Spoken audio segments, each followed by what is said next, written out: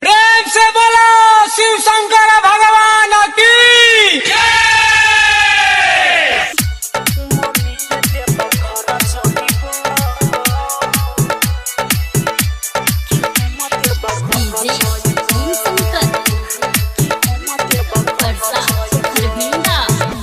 Mummy के देव घर चाहिब कि हम देव घर चाहिब। मम्मी के देव घर चाहिब कि हम देव घर चाहिब। बाबू से कही को टाका मंगा दिए नहीं तो चोरी छिपे हम भगब। मम्मी के देव घर चाहिब कि हम देव घर चाहिब। मम्मी के देव घर चाहिब कि हम देव घर चाहिब।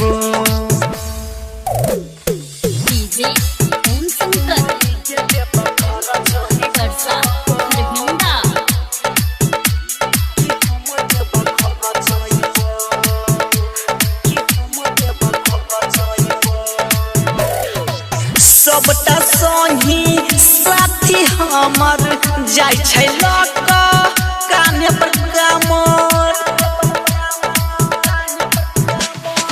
सबटा संगी साथी हमर जाय छै लक काने पर कमर। मम्मी के देव घर जाइब कि हम देव घर जाइब। बाबू से कही को टाका मंगा दिए नहीं तो चोरी छिपे हम भगब। मम्मी के देव घर जाइब कि हम देव घर जाइब। मम्मी के देव घर जाइब कि हम देव घर जाइब। सुन ले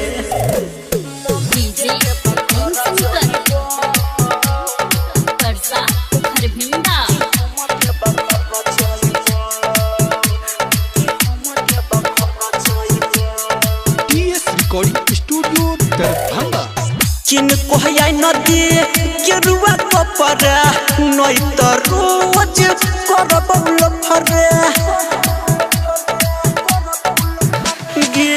किन कोहया नदी गेरुआ कपर नहीं तो रोज करब लफरे।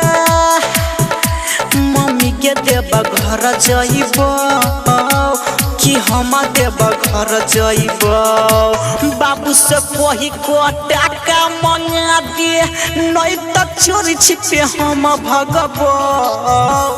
मम्मी के देव घर जाइब कि हम देव घर जाइब। मम्मी के देव घर जाइब कि हम देव घर जाइब।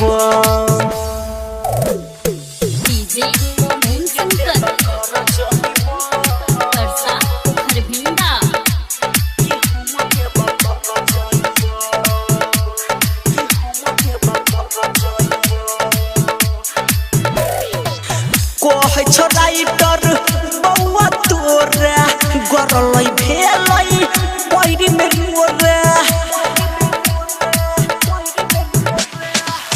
कहे छो राइटर बउआ तोरा गरलै भेलै पैरी में मोरे।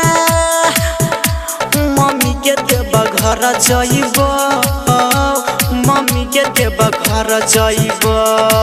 बाबू से कही को टाका मंगा दिए नहीं तो चोरी छिपे हम भगब। मम्मी के देव घर जाइब कि हम देव घर जाइब। मम्मी के देव घर जाइब कि हम देव घर जाइब। सुन ले रिकॉर्डिंग स्टूडियो दरभंगा।